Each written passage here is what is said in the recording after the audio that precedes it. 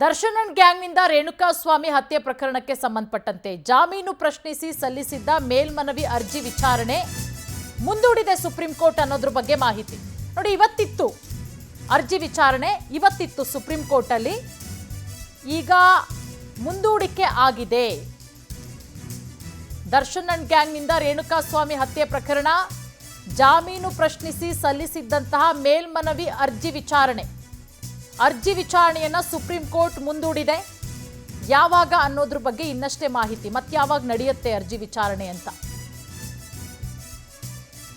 A1 Pavithra Gowda, A2 Darshan ಸೇರಿ ಒಟ್ಟು 7 ಆರೋಪಿಗಳಿಗೆ ಜಾಮೀನಾಗಿತ್ತು ಹೈಕೋರ್ಟ್ನಿಂದ, ಷರತ್ತುಬದ್ಧ ಜಾಮೀನು. ಅದನ್ನ ಪ್ರಶ್ನಿಸಿ ಜಾಮೀನನ್ನ ರದ್ದು ಮಾಡಬೇಕು ಅಂತ ಹೇಳಿ ಸುಪ್ರೀಂ ಕೋರ್ಟ್ ಮೊರೆ ಹೋಗಲಾಗಿತ್ತು.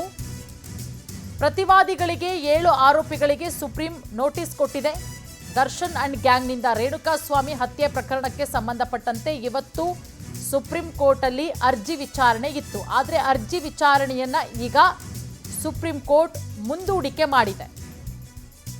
ಯಾವಾಗ ಡೇಟ್ ಕೊಟ್ಟಿದೆ ಅನ್ನೋದನ್ನ ಕಾದು ನೋಡಬೇಕಾಗತ್ತೆ. ಅಂದ್ರೆ ಮತ್ತೆ ಯಾವಾಗ ಅರ್ಜಿ ವಿಚಾರಣೆ ಆಗುತ್ತೆ ಅಂತ ಹೇಳಿ. ರೇಣುಕಾಸ್ವಾಮಿ ಕೊಲೆ ಆರೋಪಿಗಳಿಗೆ ಒಂದು ಕಡೆ ಢವಢವ ಶುರುವಾಗಿತ್ತು, ಅದರಲ್ಲೂ ದರ್ಶನ್ಗೆ.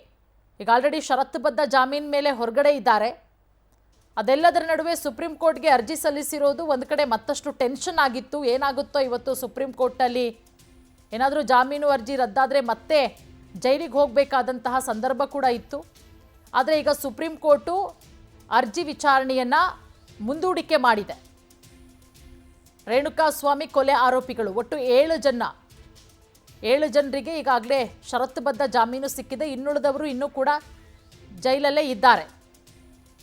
ಜಾಮೀನನ್ನು ಪ್ರಶ್ನಿಸಿ ಸಲ್ಲಿಸಿದ್ದಂತಹ ಮೇಲ್ಮನವಿ ಅರ್ಜಿ ವಿಚಾರಣೆ ಮುಂದೂಡಿಕೆಯಾಗಿದೆ. ಅರ್ಜಿ ವಿಚಾರಣೆಯನ್ನು ಸುಪ್ರೀಂ ಕೋರ್ಟು ಮುಂದೂಡಿದೆ.